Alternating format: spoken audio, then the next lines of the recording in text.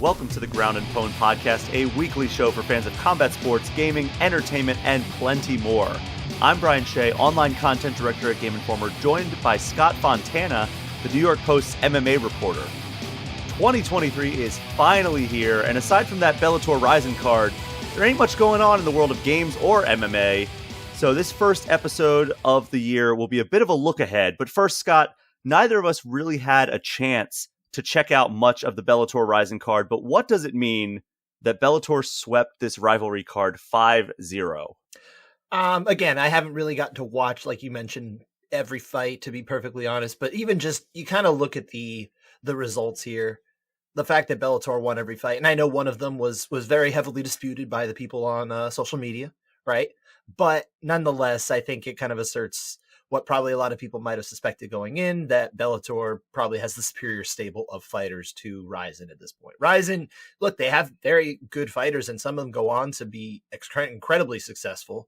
Probably the chief example is Yuri Prohaska, who just before the pandemic got signed to the UFC, and within 2.5 years is the champion there. So, and only a couple fights really. So it's not that Rising can't have good fighters or doesn't have good fighters, but I think it just speaks to the fact that Bellator really does have a very good roster. And to be honest, these weren't even the best fighters they could have put forth all in every case, but they did. And also, speaking of Yuri Prohaska in relation to Bellator, he has a win over Bellator's light heavyweight champion as well. That he does. So that's an interesting foil there. So maybe if the tables were turned back just a little, or the clocks were turned back just a little bit, and Yuri was still in Rizin and Vadim Nemkov was in Bellator, it might have been an interesting matchup to add as like a sixth fight to this card. It would have been a very interesting fight had they been able to make that happen. But yeah, I mean, you never know. Hey, it could have certainly gone the other way. If these two guys meet again, I'm not going to say that Vadim Nemkov couldn't beat Yuri Prohaska. I think that would be a fantastic fight if we had, an all borders open kind of deal here. Two guys could fight.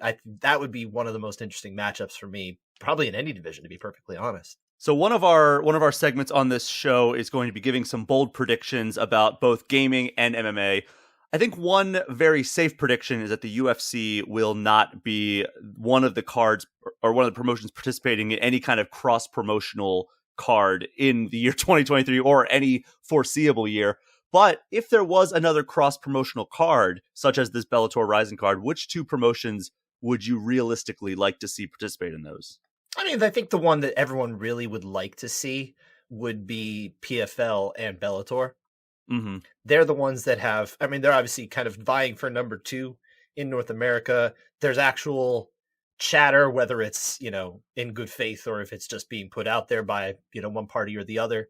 I don't know, but at least the thought process of making something like that happen is there.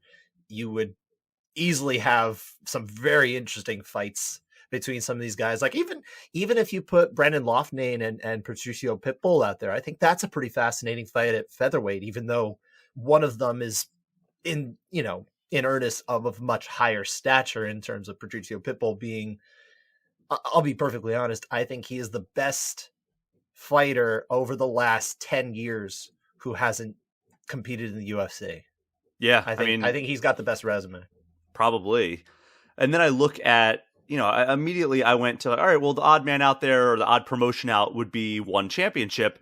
And unfortunately, I think that they are almost on the level of unobtainable as the UFC is. Maybe not quite to that level, but they're in that same ballpark because they see themselves as kind of like the second in command after the UFC. Like they say, like they're almost on the level of the UFC, and also they have that the weight class situation that makes it so like, all right, well, flyweight is 135 realistically, and they have like their weird weight cutting rules and all that stuff, so it would be difficult for them to cross over. They're very clandestine rules too, which don't, yeah, and everything, like you learn a little bit more here and there, and it all doesn't sound as good as advertised. Not that that's surprising, but and to be frank, yeah, it's not like one championship needs that. They're watched by 12 billion people worldwide. They are watched by more people than exist on the planet. It is correct. True. That I know what I said. And it's only amplified. Would say, though, let me say this though: if there was, because obviously the Bellator and PFL potential co-promotion. That's the one that's like the hottest one. That's the one that actually seems like I don't know if will or won't happen, but it's probably the one people would talk about the most outside of UFC's involvement, right? But here's one that I don't think people would say as much, and it's kind of like a dark horse that could even happen. Is I don't know if it would be Bellator necessarily, but let's throw it out there. Let's just get fun. PFL and KSW. Ooh, that would be really good for KSW as well. Think like theoretically getting them on ESPN Plus and, kind of exposing their terrific product to countries outside of Europe. Because KSW is kind of they're like a strange promotion. They're almost similar to Ryzen in the sense that they're regional, very much regional, but also they have some very high level talent that just kind of stick around sometimes. Mm-hmm. Mamed Khalidov has been fighting there for a very long time. I think he has very easily been UFC caliber for quite a long time. Jan Blachowicz came from KSW. Mm-hmm. Mikhail Materla had been. We just need Mariusz Pudzianowski at the top. Mariusz Pudzianowski. I mean, you'd have to put him on there because dude. If you're telling me Mariusz Pudzianowski is going to fight Ante Dalia, the PFL champion, I'm not going to sit here and say that Mariusz Pudzianowski couldn't win. I won't say that. Or better yet, I wouldn't pick him, but I wouldn't rule him out. Or better yet, and I know this is going to get an immediate groan, make it happen with Bellator, Mariusz versus Fedor. Oh, that would be fun. I mean, that would just be such a fun fight. It really would. That would be like such a throwback to the Pride days where Fedor was fighting like Hongman Choi. Now, granted, this would actually be more competitive, I think, than Hongman Choi. It's like less of it's like it looks like a freak fight, but it also kind of isn't. Yeah, I think it would be very fun. Two legends of their respective sports. Mariusz being the world's strongest man. I think considered the greatest of all time in that sport. You would know better than me. You're the Poods guy. I do love Mariusz Pudzianowski. But Scott, we have a lot of topics to get to here. Talking about the year that lays before us. So where should we start, though? See, we've got a couple specialties here. We got gaming, we got fighting. What do you want to go for? We're already on the topic of fighting, so let's just stick in that realm. All right, we can. Let's talk about the most important fights that we want to see happen this year. And those are ones that involve kind of the title picture, not necessarily title fights. These can include title fights, but just anything that would affect the immediate title picture. So I want each of us to give 3 fights that we want to see happen in 2023 that will kind of immediately affect the title picture. Whether they are title fights or not is kind of beside the point. Okay. Yeah. I think we can get behind that. Okay. So you want to go first? Then you go 1 and I'll go 1? Sure. Yeah, we and maybe we'll have some crossover. We'll be able to cancel each other out. I got the ball first. I got the rock. And with my first, it's not a pick. Oh, we're doing a draft now. I guess it's a pick. Whatever. My first one is Francis Ngannou and Jon Jones. A very good pick. Yes, that is one that we've been waiting on for seemingly a year and a half now. It's at least a year. It's actually close to 2 years at this point because everybody was going into it was March 2021 when Francis Ngannou beat Stipe Miocic, and everyone thought, going in, and Dana was talking, going in, it's going to be the winner takes on Jon Jones, and then like within 10 minutes of that fight ending, it's like, I don't know if Jon Jones is going to be able to fight that one, and obviously that's not happening. It hasn't happened. Francis Ngannou didn't even get to defend his title before there was an interim title created 2 months later, or I guess it was 5 months later. But nonetheless, it's just like we've been waiting for this to happen. We just need to get it off the table. We need to get it off the table. Is it the most important title fight in heavyweight in terms of deciding like the number 1 versus the number 2? I don't know, because what is Jon Jones anymore? He hasn't fought in almost 3 years. Yeah. It's the longest gap in his career of fighting, and he was suspended several times. This is just because he decided to go to heavyweight and he hasn't fought. He's just not fighting.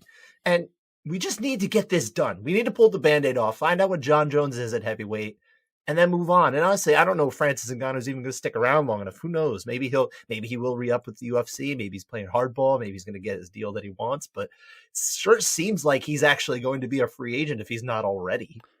So imagine after all this time, Jon Jones steps into the octagon, highly anticipated return, highly anticipated debut at heavyweight. It's against somebody like Francis Ngannou, right? And he steps in and immediately gets knocked out. What then? Well, it certainly puts a lot of shine on Francis Ngannou. It does, but also it's like, does John just say, all right, back to light heavyweight with me? Like after, like, if he gets knocked out in the first, minute of his heavyweight debut after all this time of apparently bulking season? I can't imagine he goes back to light heavyweight very easily if he actually has been bulking up for 3 years. Like, I think what he's been doing is trying to change his body so that he's here to stay. And I never thought, I'll be perfectly honest, I've thought this probably for close to 10 years. I never thought John needed to do that. I always thought he could just walk into heavyweight and be 240 pounds, maybe 245, wants to put on a couple, 5 pounds of muscle. That's not that hard to do. You see athletes do this all the time.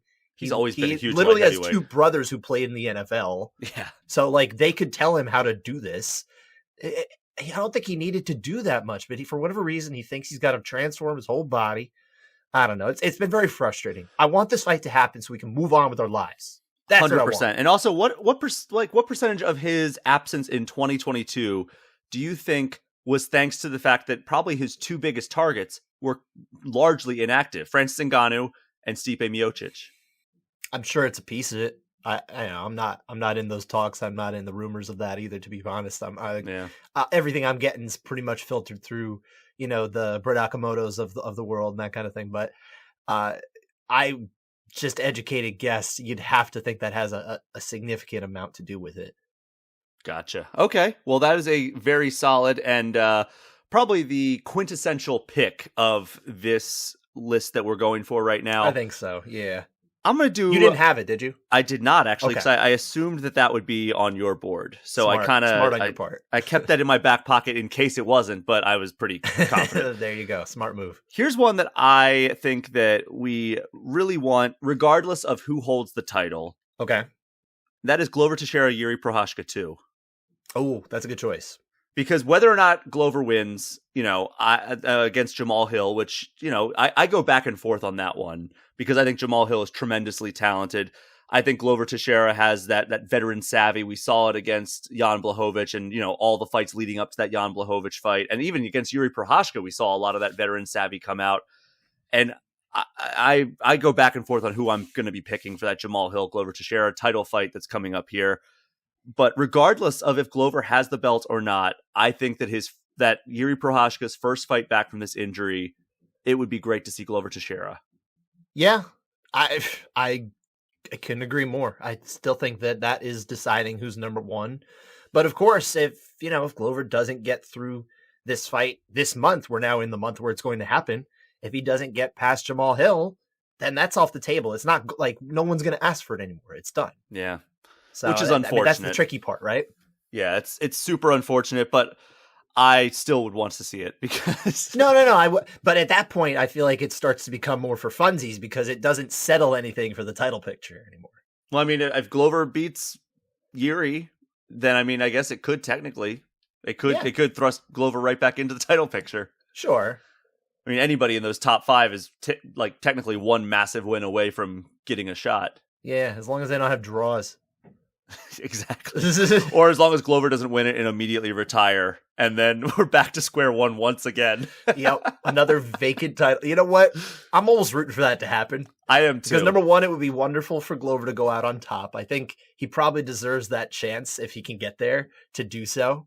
But also, yeah, just light a match. Why not? Just see how it goes. I love the state of chaos that the light heavyweight division has existed in ever since John Jones' departure. Yeah. Oh, yeah. It's been tremendous. All right. Your number 2.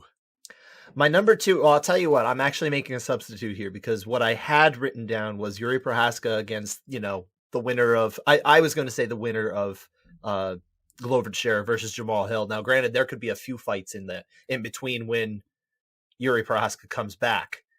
Which, if it even going to be in this calendar year, we don't even know that, to be perfectly honest. Hopefully it's way sooner, but if it may end up being January or February. Who the heck knows, right? Yeah. Next year. I'm making a subs, though, so that okay. I don't have that.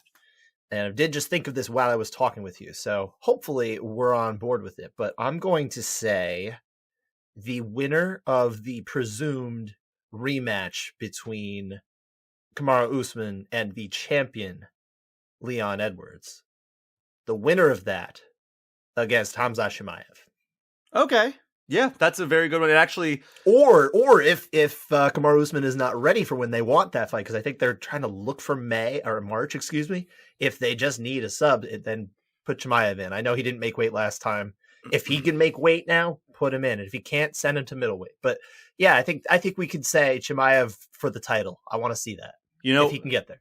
That was half of my. So I was actually considering that. Okay. Khamzat versus Leon, because it seems as though Kamaru might not be ready for the timeline that Leon is looking for his first title defense. Ready. Last time we saw he appeared in the cage of a regional show like recently. I think it was over the last week or so. He had something on his hand, right? Yeah. That's not the type of look you want to see when someone's fighting him in March, but you never know.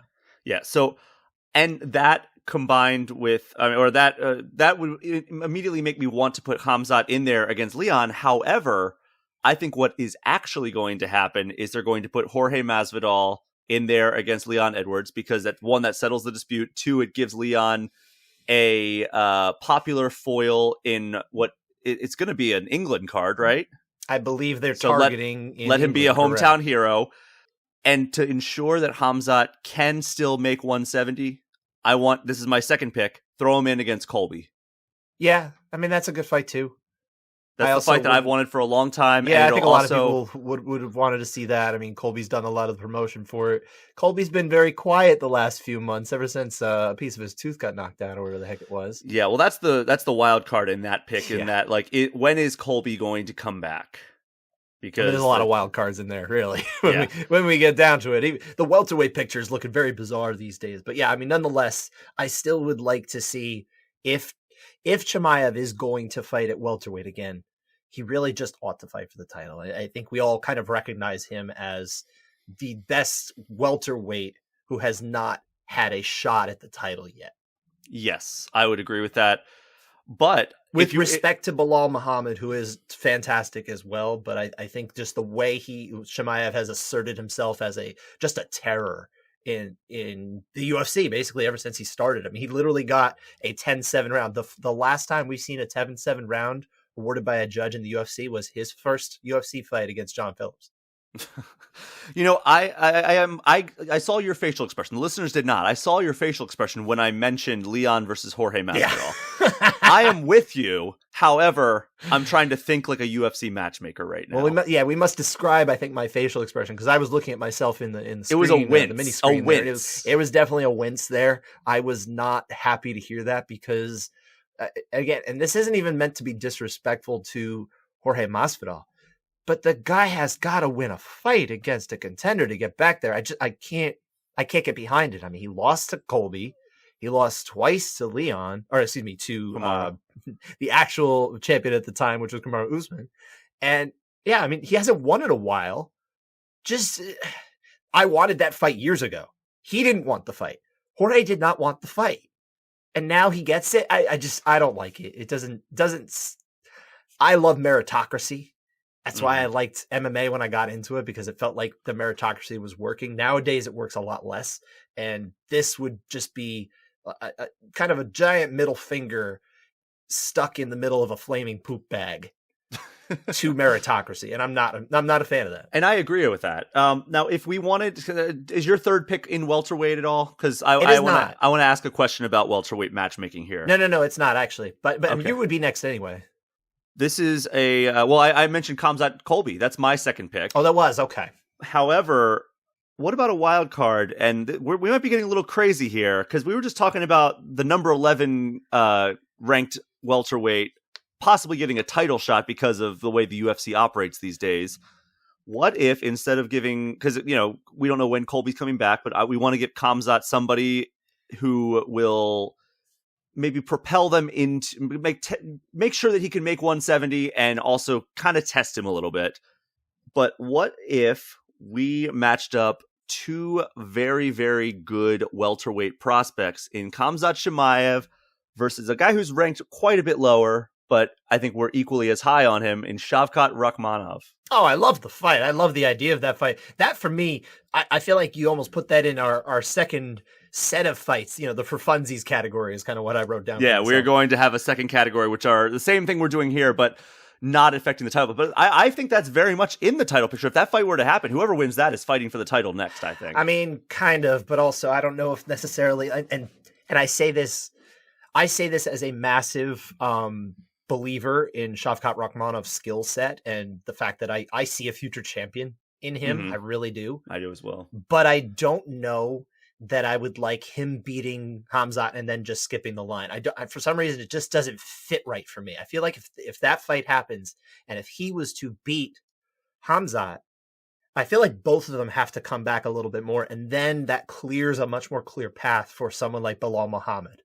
Who he's churning away, he's doing the work, he's looking really good lately. And there is a built-in storyline between him and Leon Edwards as well. Don't forget, they had that fight that ended in a no contest. It was a weird eye poke kind of thing. I wouldn't say it was shaping up to be a barn burner necessarily, but we never did get resolution there. So there's story there. And I think because he's skilled, I would want him to still be in that picture ahead of someone like Shavkat Rakhmonov, who, if he beats Chimaev in this hypothetical scenario we're talking about, it's not like he'd be far off. But I would say one more fight, maybe him versus Colby. Beat up Colby too. just give Colby this murderer's row of welterweight prospects that nobody wants to fight. Look, if he wants to move all the way up to light heavyweight, him versus Yuri Prohashka, that'd be fun. Or, maybe him versus Magomed Ankalaev. You're talking Colby. Yeah. Put Colby up against Francis Ngannou. Yeah, that'd be good. There we go. I don't know why my voice went up 8 octaves, but it did. Because we just think it'd be a good idea. All right. Your final fight that you want to see in 2023 that would affect the title picture in some division. Oh, I'm going to affect a few divisions here. Oh, okay. And that is Amanda Nunes and Valentina Shevchenko 3. I had this one, and I moved it around and bumped it off. I think it's time. I think we've put that off long enough that despite the fact that Amanda has won the first two fights, they were both close fights, especially the second fight between them, which, granted, not the most engaging fight. I'm not even necessarily expecting the third fight to be a particularly engaging fight. I just think it's necessary at this point because these two women have been beating everybody else. And look, you could say Amanda just lost and then had to beat again Juliana Pena. But if you take the entirety of those fights, if you take the roughly 7 rounds that were completed between Amanda Nunes and Juliana Pena, you have roughly like 3.5 minutes where Pena looked much better than Amanda Nunes out of what are we at? Like 34 minutes? I think we know who's the better fighter there. I don't need that again. So I don't think that's like something that says, oh, she's not better. It's just like she just wasn't doing well in that second round.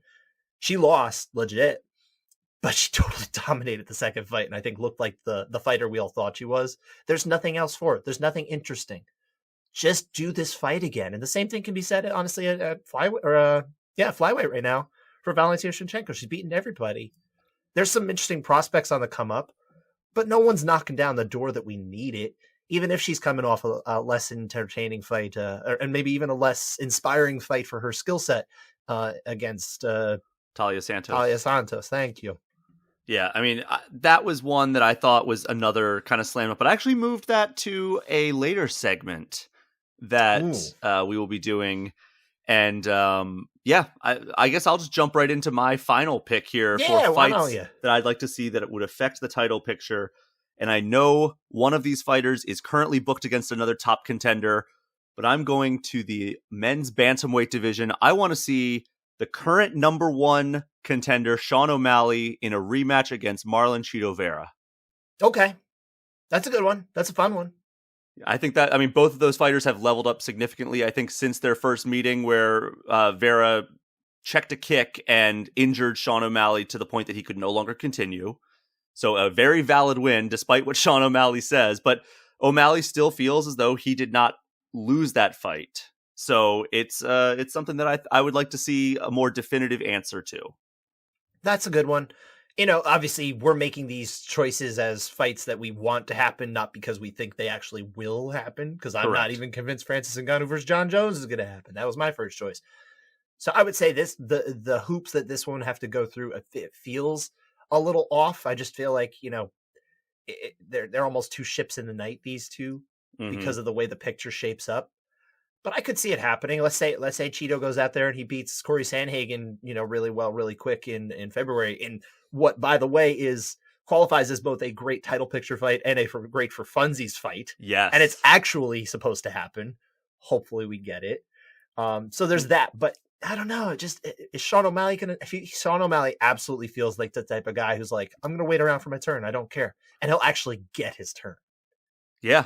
I think that is a fight that, again, you're right. It would fit in both these categories, which serves as a good transition to the second part of our MMA discussion Which I for already kind of spoiled a 2023, little bit, but that's okay. which is 3 fights that we just want to see just because who the hell wouldn't want to see these fights? They're going to be super fun That's what I'm fights. saying. Yeah. 4 funsies fights. I'll go first this time. And All this right. is maybe the most obvious pick. You're a fun guy. Why not go first? I'm going to go Justin Gaethje, Dustin Poirier 2. Okay. I don't know if either of these guys are necessarily going to be. And this is title picture, also, by the way. It is, but also I don't think either of these guys are really going to have much success against the current champion. And I think that it is Islam Makhachev. Yes, it's going to be something that it's just an all-out fun fight. The first one was just pure chaos, and I would love to see the second fight. It's a great choice. I mean, who wouldn't want to do that? That's the type of fight. I don't think they would do it, but I think if they decided that, hey, we don't have a main event here, we don't have a title. For a pay-per-view, something that people are going to like for a pay-per-view. This feels like the one that would be much more fun than like what they tried before, which was Nate Diaz against Khamzat Chimaev. This or feels even more Colby like Masvidal. something that would actually attract people to watch. It's more like for the hardcores kind of thing. But also, if you're asking for $80 for these pay-per-views this year, plus tax, if you're giving me no title, okay, this is the kind of fight that you give me 5 rounds. I actually want to see how this goes at the end. But we're actually instead what we're going to get in that that non-title pay-per-view headliner is going to be in that same division, or maybe the one above it, but featuring 2 fighters from that division, which is Conor McGregor versus Michael Chandler. Yeah, I think that's probably the more likely scenario to headline. Obviously, that makes a ton of sense. But they did do a few non-title fights last year as and people know Dustin Poirier pay-per-view. It's been a while since they did something without Conor involved in that kind of thing. So it was actually, I was very surprised last year that they bothered to do both the Chimaev Nate Diaz fight as a pay-per-view headliner and the Jorge Masvidal against Colby Covington fight that we also had as a pay-per-view headliner, which also probably was not as interesting a fight as the fight that they had later on in front of the what was it, a steakhouse in South Florida. That sounds like it was a banger, or at least a very entertaining 35 seconds or so. Yeah, I mean, it couldn't have been worse than that one fight in the Octagon. That wasn't a bad fight. It wasn't the worst fight of the year. Just it didn't pay off. It didn't really pan out because Jorge Masvidal really wasn't there to fight for those last few rounds. He just couldn't deal with the wrestling, and he was kind of old. So he did rock Colby there, didn't he? Or he I buckled believe his he did. knees. Yeah, I remember that. But also, he rocked him a few weeks later, like I said. Yes, he did. So what is your first pick in this category of just for funsies? I'm going to shout out one of my favorite fighters to watch whenever I see. This is probably a man who's in my top 3 of when I see his name on the card, I'm like, oh, this is going to be a good one. Brandon Royval. Yes. I'm just going to say his name. That's it. Just Brandon Royval. Versus the world. I'm just kidding. I want Brandon Royval against Brandon Moreno, number 2. Ooh. Because this was the last time that Brandon Moreno fought anyone whose name wasn't Davison Figueiredo or Kai Kara-France. And Moreno looked terrific in that fight. That might have been one of his best performances of his career. It was a really fun fight. It was just a super fun, I already know how fun that last one was. And a lot of times we say that, and it's well, the next one can't be as good. Brandon Royval doesn't know how to be in a bad fight. It just doesn't. The guy is a maniac. He is so fun. I like I said, when he's on the card, I'm like, I know I'm going to have a good time. So I want this fight again because I think these are two very high level elite flyweights who look to end it. And I'm going to love watching the heck out of it if it ever happens. And I see ways where this fight could happen next year. Like let's say Moreno goes out there and unfortunately loses to Davis and Figueiredo in their fourth fight later this month. Let's say that happens. He's got to go back. Like, we're not going to have the fifth fight again this quickly. I pray. Like, no matter what happens in this fight, I do not want a rematch. You want some closure. I just don't care. Just do something else. Do something else. No contest. I don't care. Wipe it away. But at some point, yeah, Brandon Moreno will go back in under that scenario. I think him versus Brandon Royval would be a lot of fun. You got Brandon versus Brandon. That's one way. The other way is Brandon Moreno wins. And then again, hopefully they move on and Figueiredo does something else for a little while. Maybe Royval picks up a win or two, and maybe by the end of the year, it's a championship fight. So you're squeezing this into both categories as well. I sure as hell am. You are cheating up the wazoo tonight. Oh, you started it. I did. Okay. I'll go on to my number 2 pick, which this one is on the periphery of title picture, but okay. I think even if whoever won would still be at least one fight away from a shot. Okay. And this is Ilia Topuria versus Calvin Kattar. Okay. I just think that would be a fun as hell fight. And I'm surprised you didn't say Ilia Topuria and Paddy Pimblett to have that whole thing finished off. Well, no, because it would be fun in the sense of seeing Paddy get his face pounded into the ground, but you know what I don't think that would be a competitive fight, to be quite honest. I didn't say it would be. It would be competitive in the same way that I think that, or it would be fun in the same way that I think that Colby versus Francis Ngannou would be fun. You know, I don't want to put Paddy up there with that kind of villainy because I think there's just something next level about how much I cannot stand the Colby Covington character that he's created and plays and clearly is playing because he doesn't play it in real life.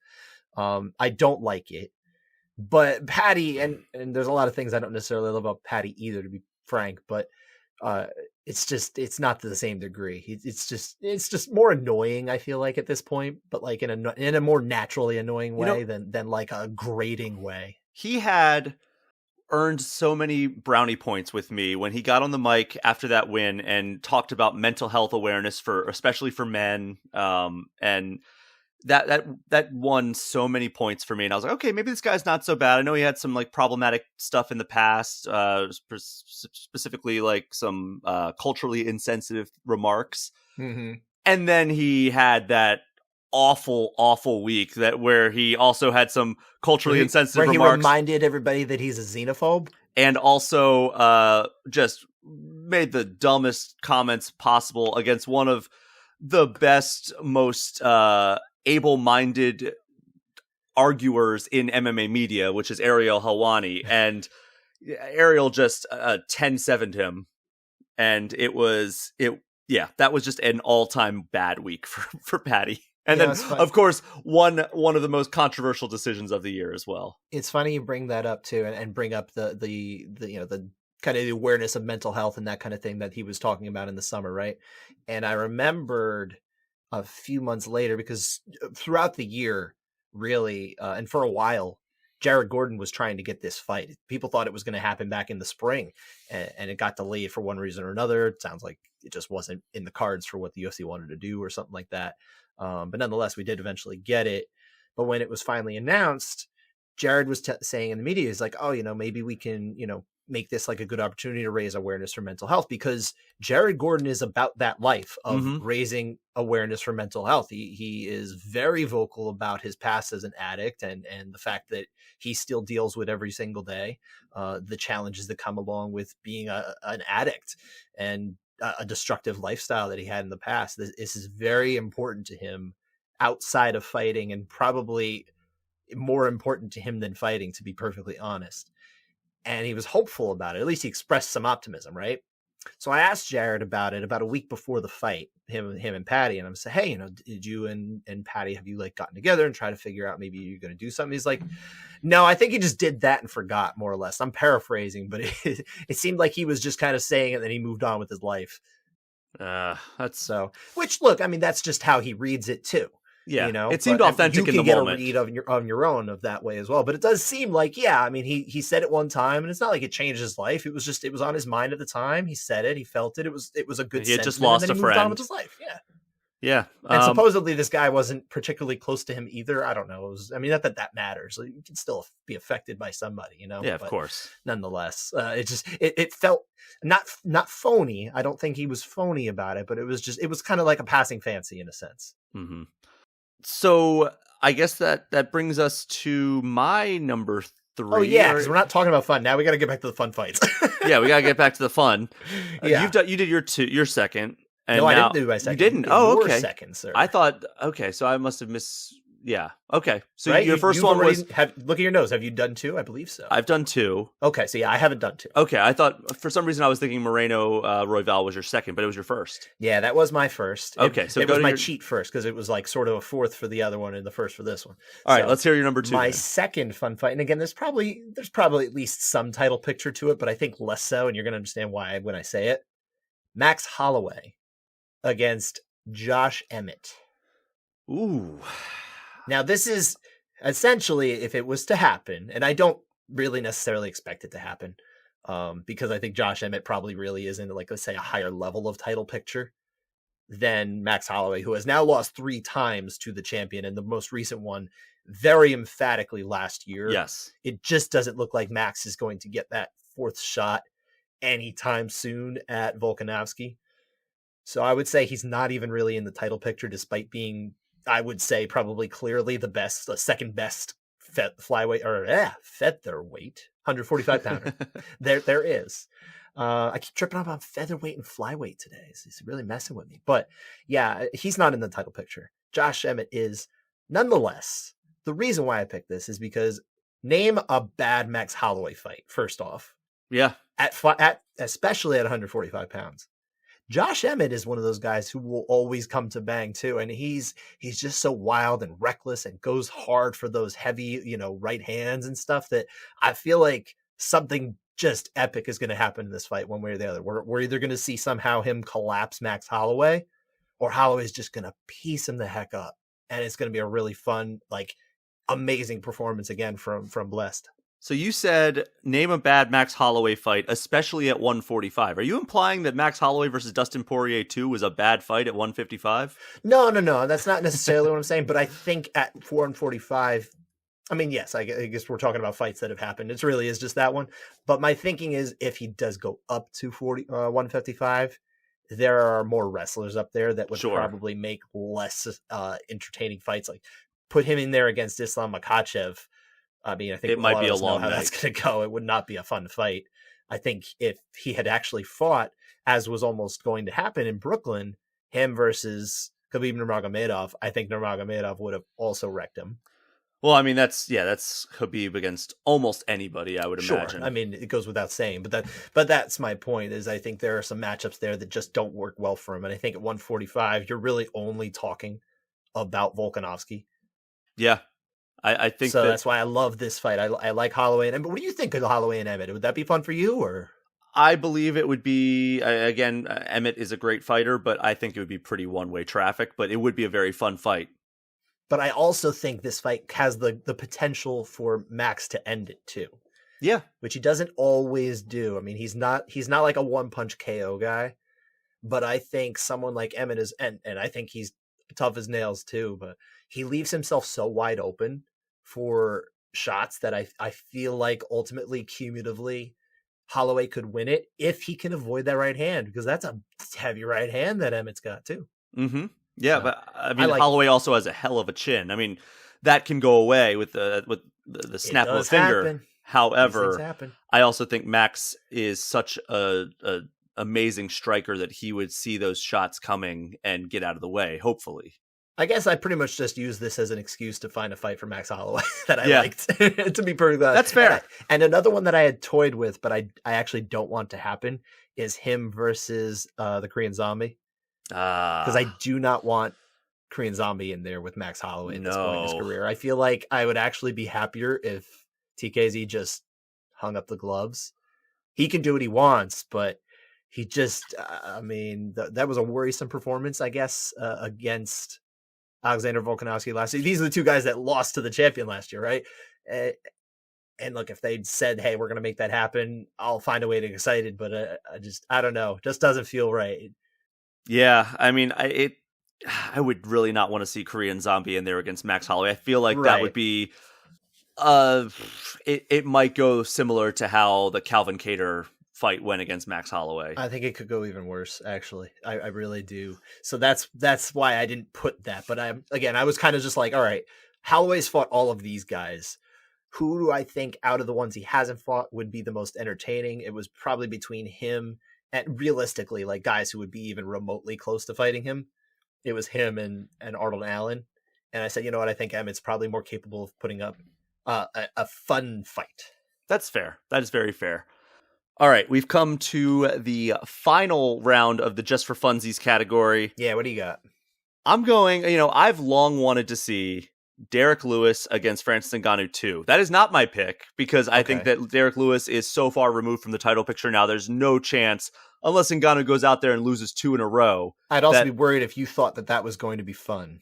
I think it would be very fun. Sir. I think it would be so much better. I mean, there's no way it's worse than the first fight. Sure, but I think you could start the year off better than this, sir. So I'm going Derek Lewis versus another guy who is known for just throwing the leather, and he's had some pretty highlight reel knockouts in the heavyweight division in the UFC, Jairzinho Rozenstruik. Okay. So Derek Lewis versus Jairzinho Rozenstruik. I could see that being either really fun or really terrible. That's kind of where I'm at. I mean, again, I think that Ngannou-Lewis fight was such an anomaly for both of those guys, because almost all of their fights end in a knockout, in whether it's Derek Lewis getting knocked out or knocking somebody out, and then Ngannou basically just kills anybody they put in front of him at this point. I don't know. I think that's a fun fight. Respectfully, I would actually push back on that. I'm not going to try and take you off of that, but I would say here's why I disagree.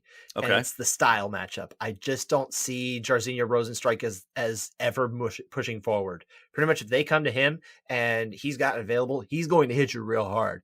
He is never trying to make that thing happen. And Derek Lewis isn't really the type to make that happen either. So I imagine a lot of staring.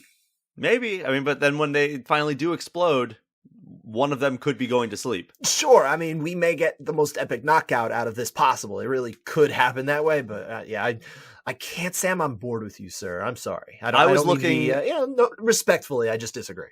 I was looking for something outside of the title picture completely, because these other two have kind of been on the periphery. So I wanted to kind of pull from some, and also we haven't had any heavyweight representation aside from Ngannou Jones being your pick. Pretty good representation. We haven't had middleweight representation. Well, that who's to say that won't be on the horizon here? That's true. That's a good point. But I will say my last for funsies fight, and this one actually is, yes, outside of the title picture completely. Okay. Utterly and completely. But I think you're going to love it. And it's a fight a lot of people were hoping would happen.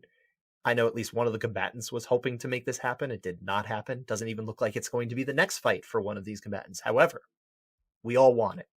Stephen Wonderboy Thompson, Michel Pereira. I was thinking about that one. How fun will that fight be? That would be Come on, so seriously. fun. Like it's just going to be like watching Street Fighter. That's what I imagine.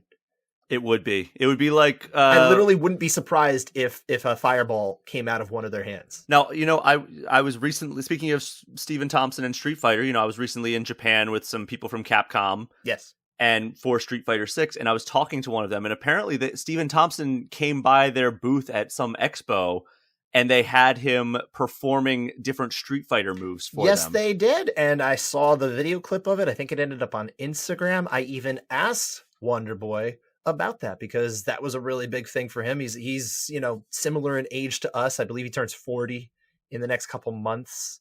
We're closer to 40 than we probably care to admit, you and I, sir. Yeah. But basically what I'm getting at here is he grew up with arcades that had Street Fighter 2, and he played them because he was a little kid who loved karate, because that's what his dad did. I mean, his dad was a karate guy. And so Street Fighter was kind of the shit, right? I mean, So that really was like a thing for him. And it was, he said it was just really cool. He's had these awesome opportunities that kind of come up in the last few years, that being one of them. So that was a real treat for him. This would really be Ken, who's, from the United States. Sure. And also has a lot of really awesome kicks, versus Blanca, who is from Brazil and does a lot of flips. I guess we're probably stretching it here, but I'll give it to you. I'll let you have it. I'm just saying, Pereira, he does some flips. You're not wrong. And he's from Brazil. He is. He even has green skin. That's true. I forgot about that. I'm pretty sure that there was some electricity that came out of him when he fought against Diego Sanchez. Yes, there very much was. I saw him do that. He was. That was why he got disqualified. Yeah, he's hitting punch. That's why Diego Sanchez walked away with a win against Michel Pereira. Yeah, that was illegal. You can't use electricity. You cannot electrocute your opponent. That is not part of the unified rules of MMA. No.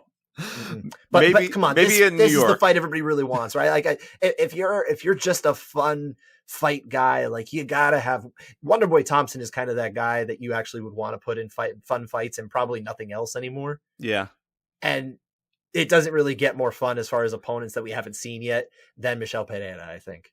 That's very true. I think that would be a great fight, and yeah, that was one that I actually toyed with. I was thinking about some way to get Pereira a fun fight. And I kicked around Stephen Wonderboy Thompson, but ultimately I decided to go with the big boys. Well, if it does happen, I'm pulling for you. I'm just nervous. No, and rightfully so. You and I both know there are pretty much two kinds of heavyweight fights. The fun ones and the not fun ones. Yeah, that's just about how they exist. And you know what? Most of those fun fights end inside of 5 minutes. They do. They really do. But that is our 3 for funsies fights. Mm-hmm. We have one more, or I guess we have 1.5 more categories to talk about in fighting. Scott, I did a little bit of an odyssey here. We're going to do bold predictions for the year 2023. Okay. I got a little carried away with mine. So, you ever go to like a restaurant and they ask you what spicy level you want? Like you order you go to a Thai restaurant and you ask for like Thai curry. And they're like, all right, well, spicy level 0 to 5. I actually can't relate because I do not like spicy. So there's that. But I'm sure most of our listeners could relate in some way to this. All I'm saying is I have from here 0, 1, 2, 3, 4, 5, and ultra spicy predictions. You oh my God, you did 6? I did 7. Sir. All right, we're going to have to rattle these off because we only got so much show, my friend. So I'll start with the least spicy and go to the spiciest. Okay. 0 level spice. Valentina Shevchenko finally beats Amanda Nunes. You're starting to make me worry that I'm not even going to get mine in. You're just going to take mine away. You go with yours then. You know what? Yeah, I'm going to lead mine. You already put yours out there. That's fine. We can touch on that in a moment. But my one bold prediction, because I followed the criteria on this one, sir. Well, I followed the criteria on the gaming side because, spoiler alert, we're going to do the same thing on the gaming side. Oh, that's funny because I actually have 34 bold gaming predictions that I'm going to expect to go. So it'll balance out. Great. My one bold prediction for fighting for this year, and I would bet actually you didn't pick it. Tatiana Suarez.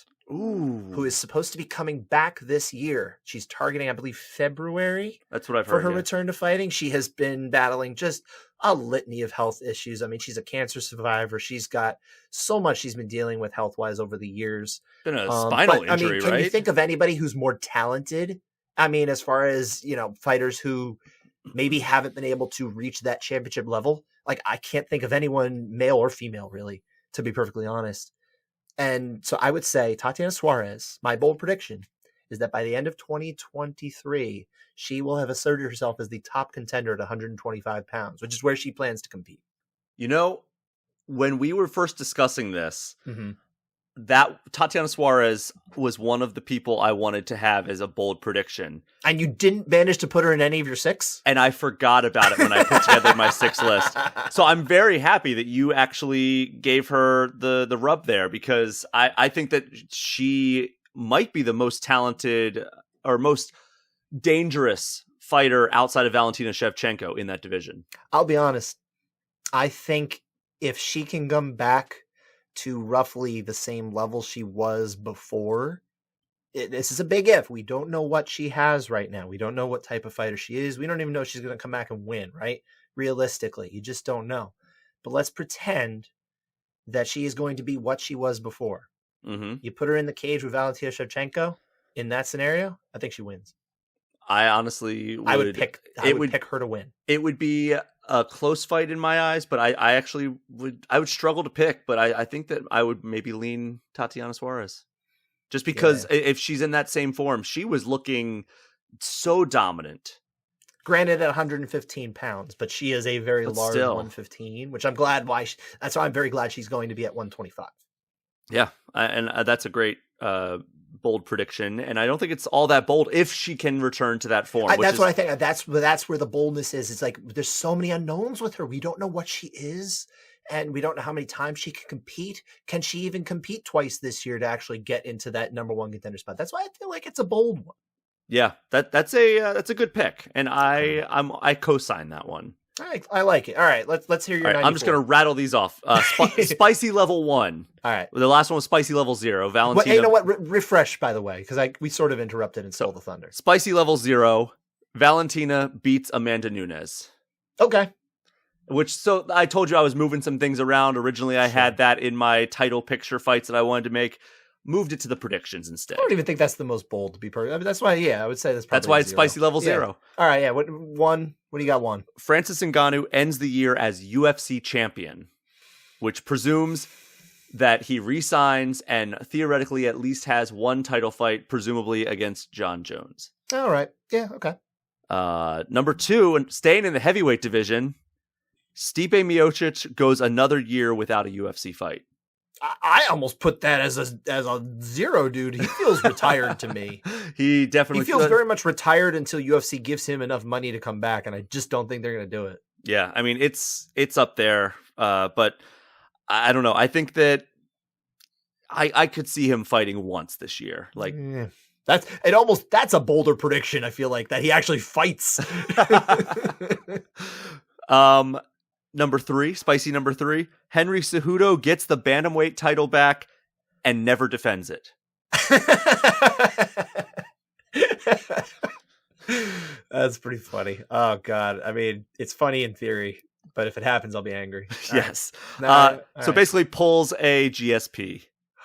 I mean, I hate to say that because that almost throws GSP under the bus, but I mean, he did kind of do that, didn't he? Yeah. Here's where we start getting... To be fair, and before we move on real quick, to be fair, in GSP's defense, he had colitis. He beat Michael Bisping, who I think a lot of people still didn't necessarily see as the best middleweight on the planet at that point. I think a lot of people looked at it as Robert Whittaker, who had been the champion. There was all the weirdness and stuff, so it just doesn't feel right. Or I guess he wasn't the champion yet, but he wouldn't fight him. I don't know. It never sat right. Anyway. He also got sick from like the bulking up to 185, right? GSP, yes. Yeah. He didn't do well with the cut there.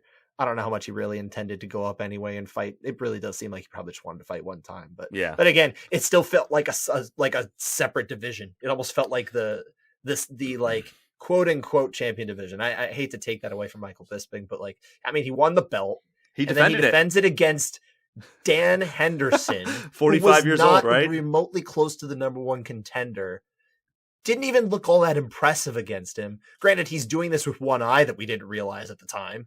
So at least that's impressive. He was in the one-eye division. I'm sorry, but that's what it was. And he goes out there and he loses to GSP. Those are his title fights. That's it. Yeah. Well, hey, he beat Luke Rockhold. Granted, give it to him. He on short notice. He earned his flowers on short notice, 100%. But that's it. Anyway, what else you got? All right, now, level 4 now we're getting into the spicy ones. All right. Paulo Costa becomes champion in either Bellator or PFL. I say PFL, but yeah, that's a bold one. I like it. All right. This one presumes a lot. Number 5, spicy level 5, Max Holloway regains the featherweight belt. Because that's presuming that Alexander Volkanovski beats Islam Makhachev and then stays at 55, vacates... And doesn't... I think that's hyperbole. Yeah, I think that's 5, because I don't actually see Volkanovski giving the belt up. I think if he wins it, he wants to do both. I think he wants to do both, and I don't think... But will the UFC let him? I mean, I hope they do, to be perfectly honest. If he does it, I think he could do it. There's already an interim title lined up. That same night. Alexander Volkanovski is really, I think he's going to go down as a true legend of this sport. I I do think too. there's something special about him. Um, I don't know. There's something about him. I've met him a couple times in person too. Um, he's got like, I don't think he has like this or like this scary, like imposing aura, but he just has this aura about him. It's like, yeah, I'm not going to lose. That's That a was terrible Australian that was accent. But a great accent. All no, right. no, no, that was horrible. And now the ultra spicy take. This is the one that, like, you know, you order this at the Buffalo Wild Wings, they're gonna, and you finish it, they're gonna hang your picture on the wall and give you a free T-shirt. Kamaru Usman goes up to 185 to make a run at Alex Pereira. I'm almost underwhelmed that you didn't just say 205. Well, if he won the championship again, if he won against Leon, I think that would have been on the table because he was already talking about it, but he didn't. So I think he's going to dial back his expectations a little bit and go to 185. He's going to see Alex Pereira up there and say, look, that guy doesn't know how to wrestle. We saw Israel Adesanya take him down. That's also pretty bold in the sense that he would come into the division of his friend Israel Adesanya and actually try to take that belt. That was why it was in ultra spicy. Yeah. There's a lot of it. Okay, I mean, I can understand that. It makes sense where you were at. I would not even have considered it if Adesanya was still champion because he refuses to fight him. Sure. But Pereira, I could see him being like, you know what? Not only is he's a great kickboxer, but he's not a good wrestler. Kamaru Usman is a great wrestler. And he wants to avenge his buddy's loss. Sure. So that's why it was even in the realm of consideration. Again, I think that's the least likely of any of my predictions. That's why I put it at ultra spicy. Fair enough. Now, listen, we are racking up like a massive timestamp here on this show. So I think if we're going to have any hope of getting through the gaming to the point where it deserves, while also sticking to our typical window for our listeners, I think we're going to have to keep it pretty concise to what I think you have one more thing you want to say about Yes. So I am not the professional MMA reporter. That is you, Scott. That is me. You are not the professional games journalist anymore, anyway. That is not me. Anymore. No, I don't really do much of that anymore, unfortunately. So, since that leaves me as the fan, the MMA fan on this podcast. So I, as a fan, am going to make a single resolution for my MMA fandom. Fighting resolution. And then when we get to the gaming side, you are going to make a gaming resolution as, you know, your gaming time is purely recreational at this point, aside from this podcast, same as my MMA fandom. So my resolution, we'll keep it quick before we jump over to the gaming side, is to something I've actually started in 2022, hold the UFC to greater account with both my money and my time. Okay. Because near the end of the year, and I've said it many times, where it's like, oh yeah, I didn't watch this card because it didn't interest me. I want to do more of that. And also, I don't want to pay for a pay-per-view just because with them raising the price, I don't want to continue to reward the UFC and ESPN with my money if they don't put out a product that I want to fully endorse. Sure. $80 plus tax is a lot of money, especially when you consider I'm paying a monthly fee just to have the privilege to buy a pay-per-view. Now, you get a lot with that, but yes. You're not wrong. But I can't not be an ESPN Plus subscriber and just be like, oh, I want to watch this pay-per-view card and pay for it legally. You couldn't be a casual, I'm going to buy a couple pay-per-views you're a fan with no interest in anything else that ESPN Plus has to offer. That's not available. Yeah, I don't want ESPN and the UFC to just cruise control and know that they're going to guaranteed get my time, get my money, the way it was a few years ago even, where it was like every single pay-per-view, I was plunking down the 75, 70, whatever the cost was back then. With them raising the price and them continuing to churn out 42 cards a year, I just want to be a more discerning fan. And yes, I will fanboy when it's necessary, but I want to continue to be someone who is critical of the UFC when they need to be, and vote not only with my time but with my wallet. I like it. I think I like the idea of it in the sense that I hope more people like you do that. I, as we mentioned, I cover it. Kind of don't have any choice. I have to watch all of these. Like, you know, if I miss one, you know, sometimes you can take a break from it here or there if it's not that important. But like realistically, number one, I want to watch them all. I'm kind of, you know, in for a penny, in for a pound with a lot of this, but you know, the odd fight night if I'm not working, I wouldn't mind missing. Mm-hmm. But other than me, I would endorse wholeheartedly people doing this. So yeah, I like it. All right, so let's jump over to games, Scott. And again, you will be able to give your gaming resolution, unless you want to start with that. Do you want to lead with that one? Why don't I? Since we're already on the subject of resolutions. Yeah, we'll kind of invert it, I guess, to make sure we get that in. So my resolution, gaming wise, this year would be I would love to kill off like just a ton of my backlog. Okay. As a gamer, because I've just got so many games that I've bought over the years, or I've collected, or I just want to play. And new things will pop up. People recommend things. You've recommended things to me. There's a lot of things I just want to knock off of the plate. I've got 2 Final Fantasy games that I have on my very extended. Like, I'm debating whether I should just drop Final Fantasy 13 from the idea that I would even play it, because I know people didn't love it anyway. I loved it. That's what I'm saying. I have a very deep backlog, my friend. It goes back 2 generations. It's a very long one. So I mean, I could drop that, but like Final Fantasy 15, I would really like to finally get to. That's one of them.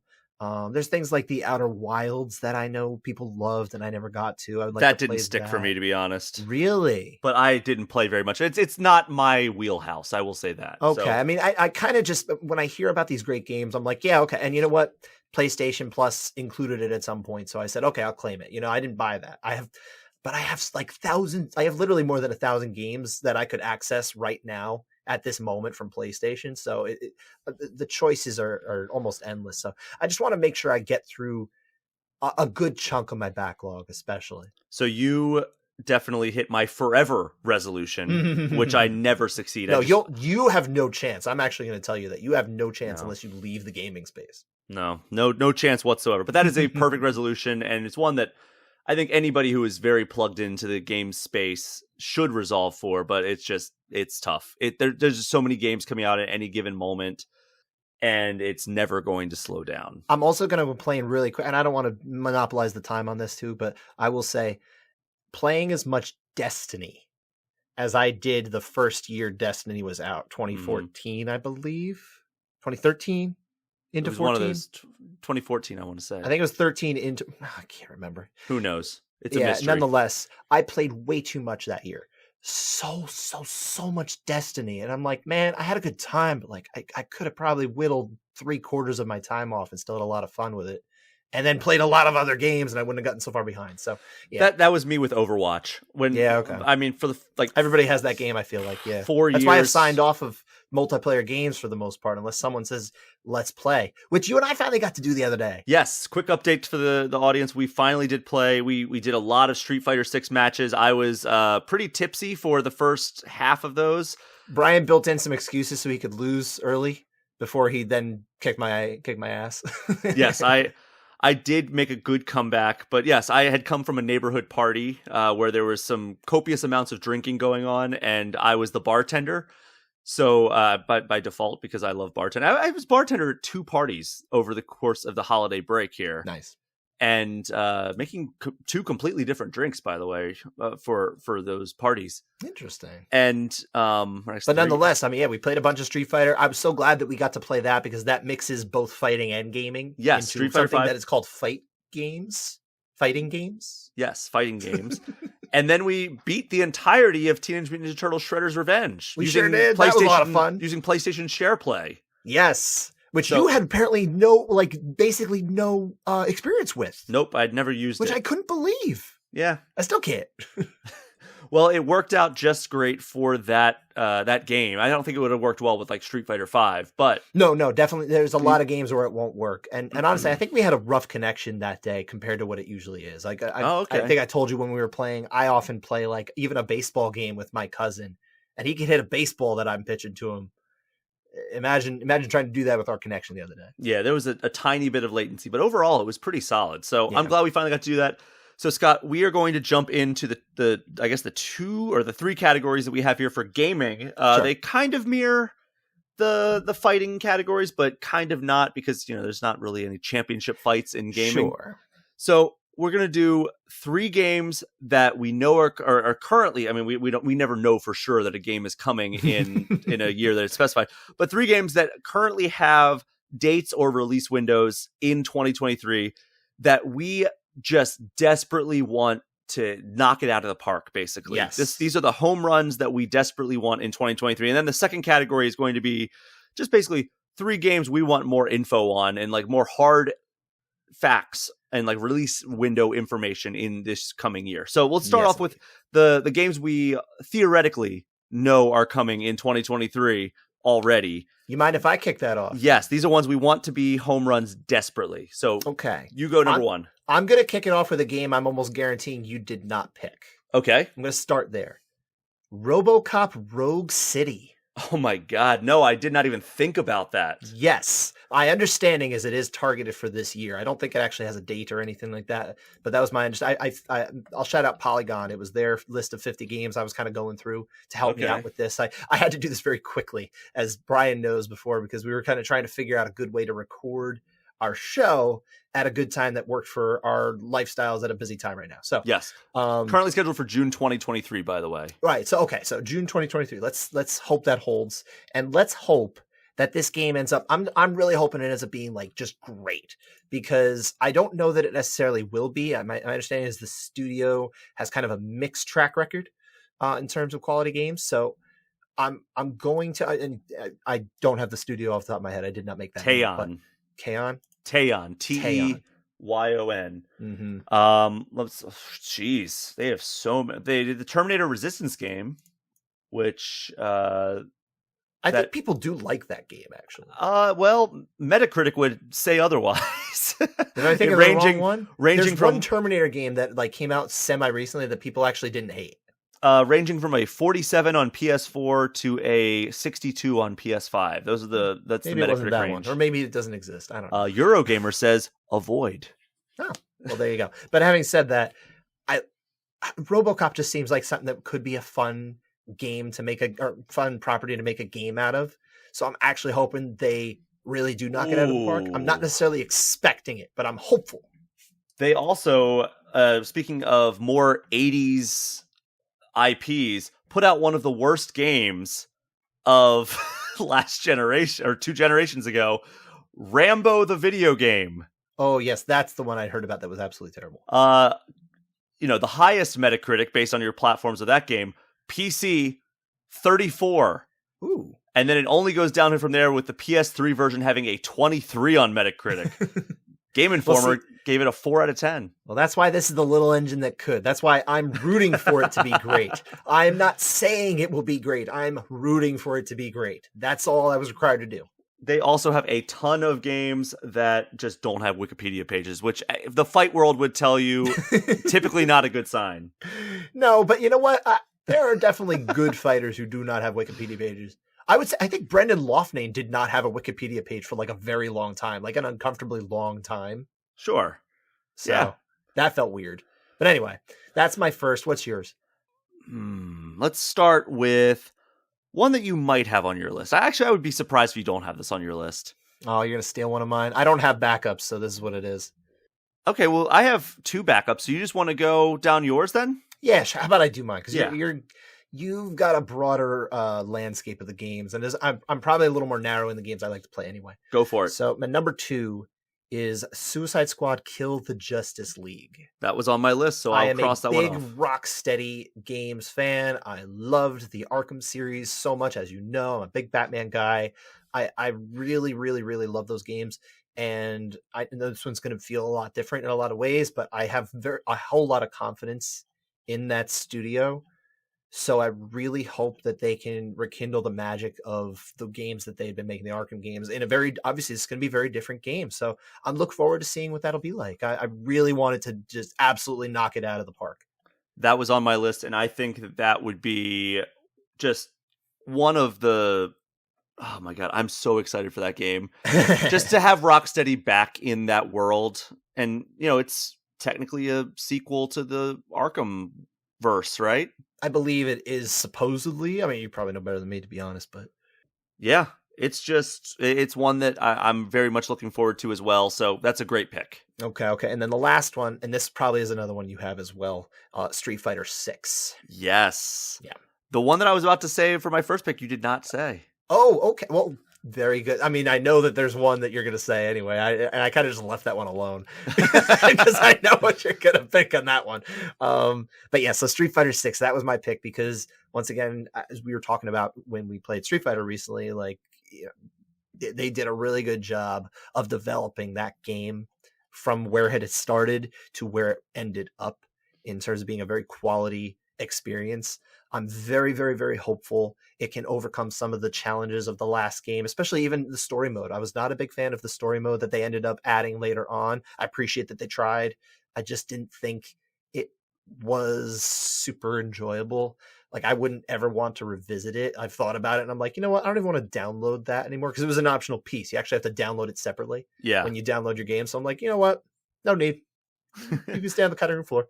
It wasn't a great story mode, and like you could tell it was them kind of being like, "Oh, we're expected to have a story mode because we're a modern fighting game." Yeah, they all do now. I mean, Tekken does, and Mortal Kombat, and all these things. I thought Tekken's was better, to be perfectly honest. I like Tekken 7. Tekken has a good story mode, yeah. So I actually still have 4 on the board here. Okay. But yeah, Street Fighter 6 is one that I did have on my 20 list. of these, sir. No. I'll just give one of them an honorable mention. All right, that's fine. The one that I thought you were going to have on your list is Marvel's Spider-Man 2. That was another one that I also was kind of like, I bet you Brian will take that one. Yeah. So I deferred to you respectfully. I mean, it seems as though we are getting 2 more. I mean, we the first one, I mean, I guess semi-spoiler alert, even though it was used in marketing, you got the Sinister Six in the first Spider-Man game. I think we even mentioned it on the show, so.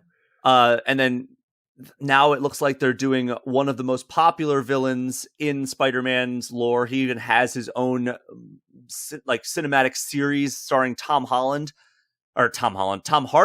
another Tom, with Venom joining the fray with this Spider-Man game. And then also it seems as though Kraven the Hunter is also going to be in this game, if the voiceover is to be believed. So interesting. I actually missed that. I mean, that's who is doing the voiceover in that first trailer where Venom popped up, I believe. So I don't know that. You know what? Was that when was that trailer released? Oh God, that was like a year and a half ago, maybe. Yeah, I don't know that I've even seen it, to be perfectly honest. It's a pretty cool trailer. It's just, it starts off. I'll go find that after Peter this. and Miles just beating the crap out of some thugs, and then some stuff happens. I think that, the fact that I haven't watched that trailer, I think also speaks to the fact that as much as I do like those games, I think they're high quality games. Like, they're just made super fantastic. But when it comes down to it, I'm a Batman guy. I'm not a Spider-Man guy, I like Spider-Man. Fair enough. I love Spider-Man. I love Spider-Man. So that is why it's on my list as one of the ones that I just absolutely need it to be a home run. I'm going to say another one that I absolutely would love to be a home run. Final Fantasy 16. You talked about the Final Fantasy series. I would love, I liked 15 more than most people. Now we're kind of transitioning to another new director for the series. Yeah. Hajime Tabata came in, basically saved Final Fantasy 15, and then he was ousted from the company shortly thereafter, or at least he left the company. There was some writing on the wall or some word on the street that it was kind of he was pushed out. Mm-hmm. But Final Fantasy 16. They got Yoshi P, who has been Naoki Yoshida, who has been the director of Final Fantasy 14, which is a beloved MMO, and he's kind of taken over the figurehead of the franchise, and he's taking over that role, it seems, and he's producing this one and helping with the overall vision of Final Fantasy 16. And I'm very much looking forward to seeing what he does with a single-player Final Fantasy game. It would be really interesting, and this is completely unrelated, but I had the thought, there should be an MMA MMO. Oh, God. And we would call it, actually it would be an MMO MMA, a mama. A mama. All right, well, my final one is the one that you knew I was going to pick, which is The Legend of Zelda Tears of the Kingdom. Yes, of course. That is easily, if you know Brian, and I think by now, if you listen for a little while, I think we know Brian a little bit. You've probably read his work. You're familiar with his podcast. You know that the guy likes himself some Zelda. The follow-up to my favorite game of all time, I would be devastated if it's bad. Wasn't great. If it's not even I don't even know if I can expect it to be as good as Breath of the Wild, just because I hold Breath of the Wild in such high regard. Sure. But if it's not even like good, I will be. You may never hear from me again. Could that literally ruin your year? Like, I don't even mean that in like a figurative sense. Could it actually ruin your year if it was a bad game? It could ruin like my a gaming bad year. game. Like right now, I'm looking at the list of releases that are either currently have a release date or are planned for a 2023 release. Mm. I'm thinking this is going to be one of the best years we've had in a long time. That said, if Tears of the Kingdom ends up being a massive disappointment, it could ruin the year for me as far as gaming is concerned. Okay. I will go from saying this could be one of the best years in a long time to this is going to be another mediocre year. I get you. Okay. All right. So what is your honorable mention then before we move on? Star Wars Jedi Survivor. You know, I thought about that one too. I almost put that on. That's probably my let's put that as my honorable mention as well. Respawn does a great job with almost any game it develops. I mean, I'll say any game it develops. I know Titanfall 1 was a little underwhelming in terms of the content. Titanfall 2, one of the greatest shooters of all time. Apex Legends has a massive audience. Star Wars Jedi Fallen Order was a great game, but it kind of needed some refinements around the edges. Yeah, there were things I didn't love, but I did enjoy, I guess, overall experience there. But Jedi Survivor, if it takes those lessons in the right way, could be an absolute banger of a game. And I maybe hope that like a greatest Star Wars game of all time, potentially. Yes. If it does knock it out of the park. Correct. So I think this second category is probably going to be a little bit quicker just because it's us wanting to know more information. Much we can say about these things. Exactly. So let's just do the back and forth again because like I only have 3. You probably only have 3. I'll go to you first. I bet you we don't necessarily have the same ones either, too, because we're pulling from such a wide swath. And if we double, so be it. Yeah. I'll lead first again. And I am going with, and this was a game I posited to you when we sort of talked about this category, Project 007. Yes. I very much want to know more about this game. From the Hitman developers. From the Hitman developers, IO. I think that they're absolutely the right studio to do something that is not just like typical first-person shooter James Bond game, GoldenEye style. You know, we've had that a billion times. We've literally had several re-releases or remakes or reimaginings of just GoldenEye as it is, you know? By the way, I don't know how you feel about like the games like Everything or Nothing from 007 from the past. I actually loved Everything or Nothing. I didn't play any of them. Oh, see, you can't go back at this point, to be perfectly honest. But I wouldn't necessarily dissuade you just from going and finding like a playthrough or like a something like that on YouTube and just watch the story of the game. It's not the worst in terms of a James Bond game or a video game with like a plot. It can be fun if you like Bond. I don't know how much you're a Bond guy. I'm a Bond guy. I like GoldenEye. It was one of the most influential games of my childhood, but I don't know. But the movies, not so much? The movies, I got into them around that time just because I loved the game so much. Yeah. I wanted to immerse myself in that world, but I don't know. I've kind of fallen off Bond quite a bit. Then, yeah, I mean, don't listen to me then. But I would say if you, dear listener, love James Bond and you never played Everything or Nothing, don't try to play it now. It's too old. But go find a video, just watch it. I always like those. But That's it. Project 007 to feels like it'd be so much fun. You know, I imagine like infiltrations and trying to, you know, knock people out and that kind of, it just seems like absolutely the right marriage. So I hope we learn more. I hope we get a release date. That'd be nice. It would be. I'm going to go one that is, I guess, semi-related to one of my home runs that I need, and that is Marvel's Wolverine. Okay, yeah. I would love to learn more about it. That's the other superhero game coming from Insomniac Games. They announced it at a State of Play in 2022. And I just desperately want to know more about this game. They hinted at one of the Hulk comics. I think it was the Hulk comic that Wolverine actually made his debut. And it seems like, I mean, if they could figure out a way to expand because I know that like not all of the Marvel games that have been made in the recent years have been kind of building towards a cohesive universe. Like Marvel's Avengers is a completely separate thing. Marvel's Midnight Suns, a completely separate thing. But if Insomniac itself can start building towards a cohesive universe within its own in-house stuff, and we can have like Wolverine and Spider-Man in the same universe, that's kind of cool. I like it in theory, but I also don't like the idea of imprison me in another one of these I have to watch and play all these games kind of things, because now I feel like a prisoner of the Marvel Cinematic Universe too. I've watched every piece of content they put out, and I'm like, you know, sometimes I just want to step away. Yeah. I can't. However, I don't. But having said that, I'm actually more interested in Wolverine than I am in Spider-Man. To be honest, I just like the character better. I don't know why. Also, always have Wolverine. The X-Men Origins Wolverine game from like whenever that movie came out. Underrated. It's gem. a good game. That is It's just a a good game. dumb, fun action game. And it opens up with Wolverine grabbing a guy out of a helicopter and lifting him into the blades to decapitate him. It's terrific. So I was watching it. It's funny you brought that game up too. I'm glad you did, because just the other day I was like super bored and I was locked out of Netflix because my wife was watching something upstairs. So I'm like, all right, I guess I'll just pop on some YouTube videos. This is background stuff while I'm working. And I found a video. It just kind of popped up and it was God of War clones.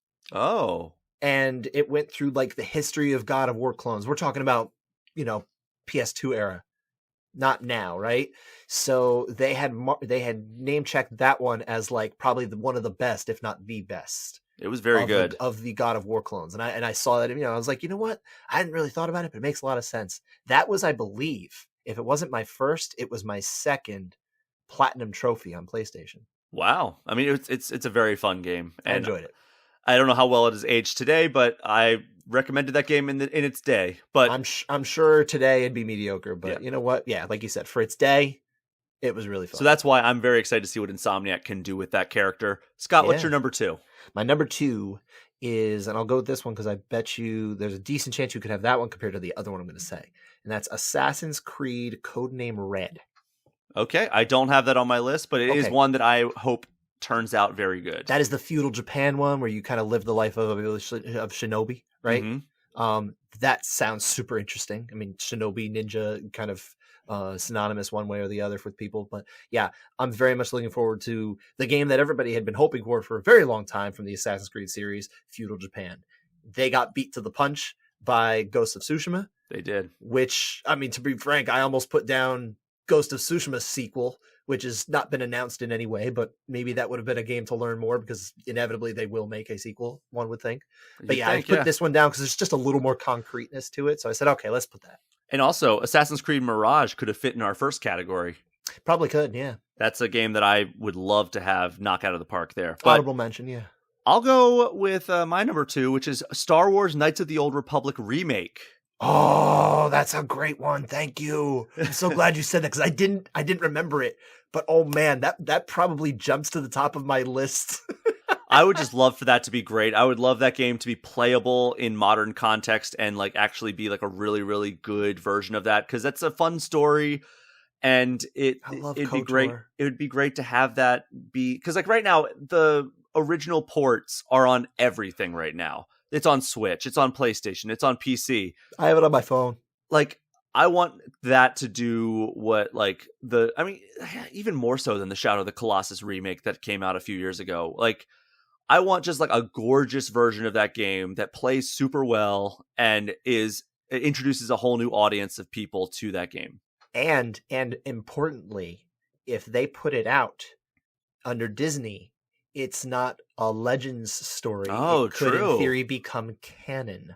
True. So, and granted, this doesn't, we're talking about a game that came out on the original Xbox. So I think we can very much go deep into spoilers. I still will leave alone the big one, but I would say that the fact that it takes place, like 1,000 years before the events of this movie or the movie series, you can do anything you want there. This could at least launch that idea. Maybe they can start doing films from there. And, again, I'm actually going to be kind and leave alone the big spoiler from that movie or from that game.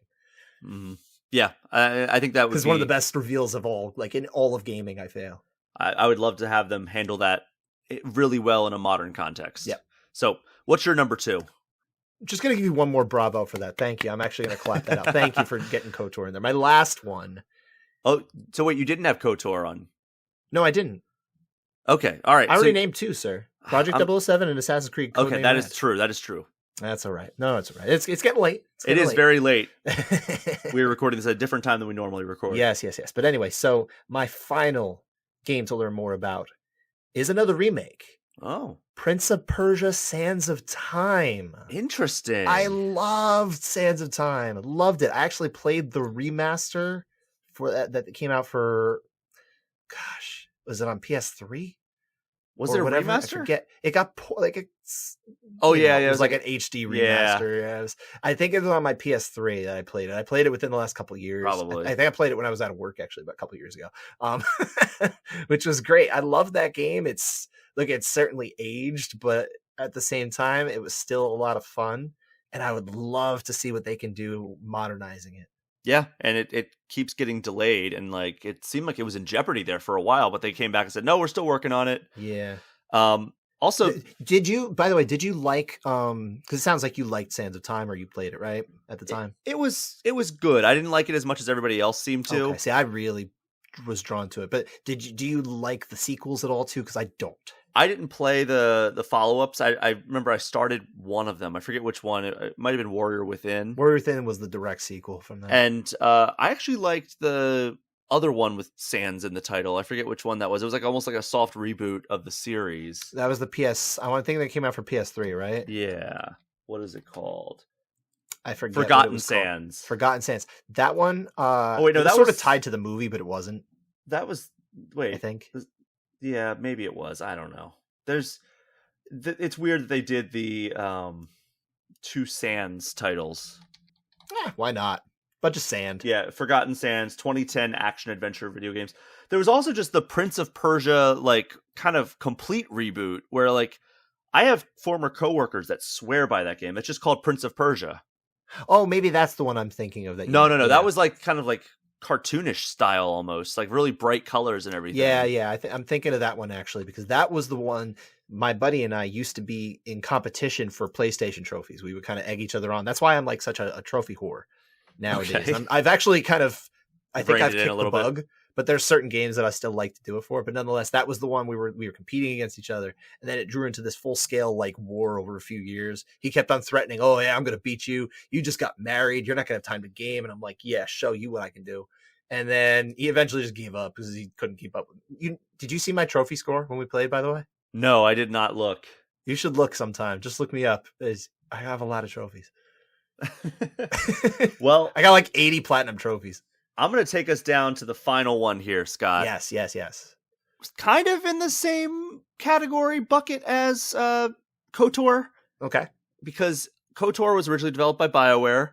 This is the next game by BioWare, or one of the next games by BioWare, Mass Effect, the new Mass Effect game. Seems like it's a continuation of the story of Mass Effect 3, which... Rather than ditching everything like Andromeda did? Correct. Yeah. So I just want to know more about this. I would love to see this be a return to form for BioWare and the Mass Effect series, because Mass Effect 3 was the last BioWare game that I truly loved.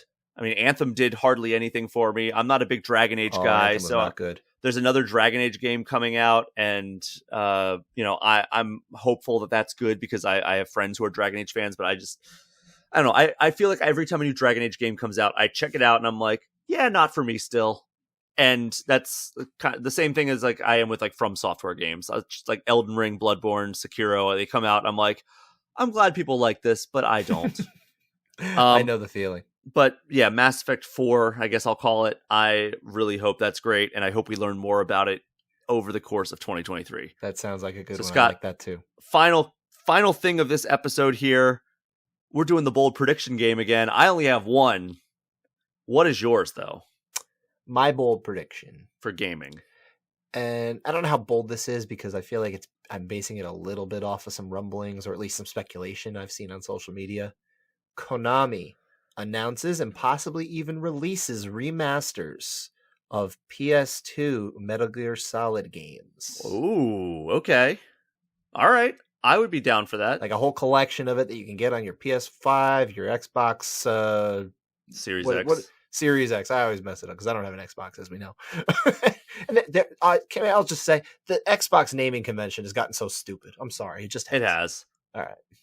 But I mean, that has nothing to do with the quality of the machine. It's just someone should name it better. That's it.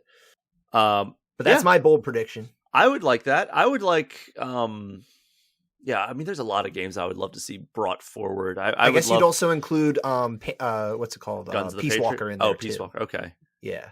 Guns of the Patriots was the PS3 title, Metal Gear Solid 4. I mean, maybe they'd throw them all in, sure, Just do an MGS collection. Yeah. I don't think you need to include the PS4 era ones, the Ground Zeroes and Yeah, because those are Phantom already Pain. playable on Those, PS5. yeah, I think that's probably could stay out. But yeah, once you get the PS4 era, probably PS2 up through not PS4, PS3, PS2, PS3, PSP.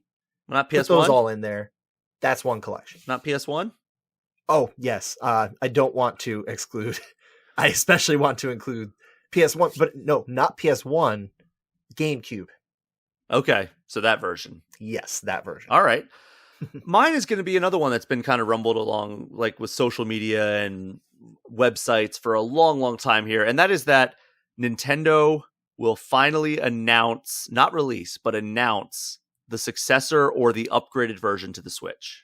Okay, that's a good bold prediction. I thought about maybe some console ones, but I was like, it almost doesn't feel bold enough. But I was only thinking of PlayStation, so that's good. Yeah, I think that it's time. We saw a few big open world games.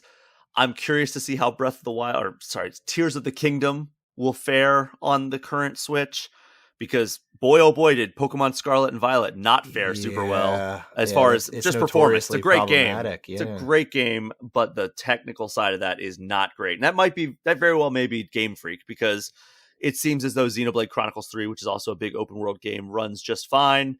Tears of the Kingdom hopefully will run great, but Game Freak, who is developing games almost exclusively, at least its most popular games, almost exclusively for the Switch, they should know how to make a game for the Switch. One would think, yeah. But that makes sense. So I think that, we're seeing more and more big open world games, ambitious games coming to the Switch. More third-party games are coming to the Switch, but as cloud versions, because they know that the Switch cannot run Resident Evil 8 or Village, sorry. And I think that it's time to see what is next for the Nintendo Switch, whether it's Switch 2 or Switch Pro, something along those lines. I want to say it was 2021, Nintendo announced that the Switch was halfway through its lifespan, which, if you take us, that would be 2025 would be when it would mark us for having the next Switch thing. So that's why I'm kind of leaning more towards the upgrade aspect of this instead of just the because we got a Switch Lite. When was that? Was that 2020? No, it was before that. Actually. It was 2019. Because when I went to Michigan to see cousins back in 2019, summer 2019, and that was already a product that was available or coming, because my cousin was thinking of getting it for her son. Okay, so the Switch Lite came out in 2019. The Switch OLED came out in 2021. That's been every 2 years we've gotten a new Switch model, because the Switch launched in 2017, Switch Lite 2019, Switch OLED 2021. So it would stand to reason that we'd at least get some news about a new Switch model in 2023. The quote unquote Switch Pro. The Switch Pro that we've all been wanting. Something that, maybe it's all the Switch games are still going to run on the Switch base model. But if you really want to get the best performance, you can get the Switch Pro. Or, it could in theory also be something that handles cloud gaming better, because I know that's something you've been kind of critical of with regard to the Switch. I just don't like that so many games are on the cloud when you have a system that one of its main advantages is it's portable. So if I get on a plane and I own Control on my Switch, I can't play it. And I'm not saying that the Switch could play Control natively, because it absolutely could not. That's a gorgeous, I understand. Powerful, power hungry game.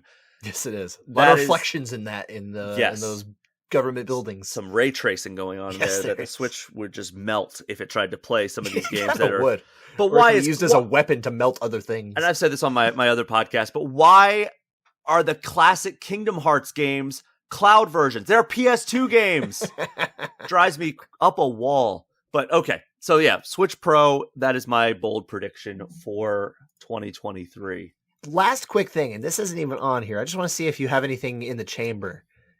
If you could pick an old gaming franchise that just has gone dormant. Oh, God. We haven't seen it in years, maybe even generations.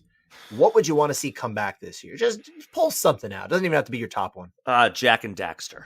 Jak and Daxter. Okay, you like those games? I liked the first one especially. Okay. I didn't play much of those. I'm trying to see if there's anything else that just kind of would pop in my mind. Honestly, this is kind of cheating because the Sonic franchise is still very much an active franchise, but there's a spin-off series called, there was one game, Sonic Battle. It was almost like a Smash Brothers clone for Game Boy Advance.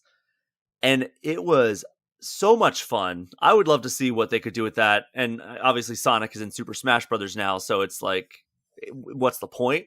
But I just think it would be fun to do that. Or maybe just, if we want to get like one that might be actually realistic in the Sonic franchise in terms of like the sub-series, Sonic Adventure. Give us Sonic Adventure 3. All right.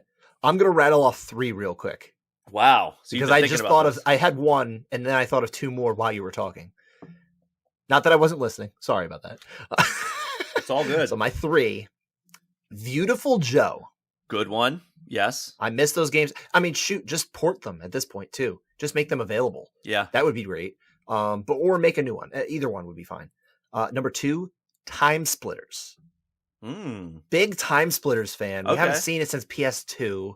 They were fun. They were, tongue-in-cheek, first-person shooter. It doesn't even have to be game-breaking or groundbreaking, excuse me, in the sense. But you used to make levels. It was a lot of fun. I'd like something like that again. Okay. And then number 3, Midnight Club. Ooh, yeah, another good one. Give me back Midnight Club. I miss it. I was thinking about it last night. Actually, I will give you one that seems like it's a cheat, but it's not actually when you look at when the last game in the franchise actually came out. Because it was ported to Switch, but Donkey Kong Country. Oh, because I love me some Donkey Kong Country. Tropical Freeze came to Switch, I believe, in 2018. But that game actually came out on Wii U in 2014. So we're coming up on almost a decade. Game. Yeah. Since 9 years. A new Donkey Kong Country game. Yeah. So I know that Retro Studios, who's the company behind Donkey Kong Country Returns and Donkey Kong Country Tropical Freeze, is working on Metroid Prime 4. So it might be even longer. But I mean, it would be nice I would love to see Donkey Kong Country return with an all new entry.